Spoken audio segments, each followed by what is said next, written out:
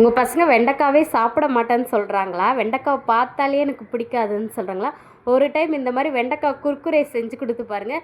கிண்ணத்து ஃபுல்லாக நீங்கள் வெண்டைக்காய் வச்சாலும் அசால்ட்டாக சாப்பிட்டு எழுந்திரிப்பாங்க. ஒரு ஈவினிங் ஸ்நாக்ஸு பார்க்கலாமா இது எப்படி பண்ணுறதுன்ட்டு? ஃபஸ்ட்டு பார்த்திங்கன்னா ஒரு வெண்டைக்காவை எடுத்துக்கோங்க. வெண்டைக்காய் கொஞ்சம் எடுத்துகிட்டு அதை வந்து பாதியை கட் பண்ணி 4ஆக கட் பண்ணிக்கோங்க. 4 பீஸாக கட் பண்ணி இந்த மாதிரி போட்டுக்கோங்க.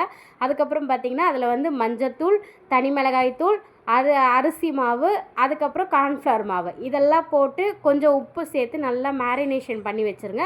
மேரினேஷன் வந்து நல்லா ஒரு 15 to 20 மினிட்ஸ் வரைக்கும் மேரினேட் ஆகணும். மேரினேட் ஆனதுக்கப்புறம் பார்த்திங்கன்னா ஒரு கடாயில் வந்து எண்ணெய் ஊற்றிடுங்க. எண்ணெய் வந்து ரொம்ப ஃப்ளேம் அதிகமாகவும் இருக்கக்கூடாது, கம்மியானவும் இருக்கக்கூடாது. மீடியமான ஃப்ளேம்லேயே வச்சுக்கோங்க.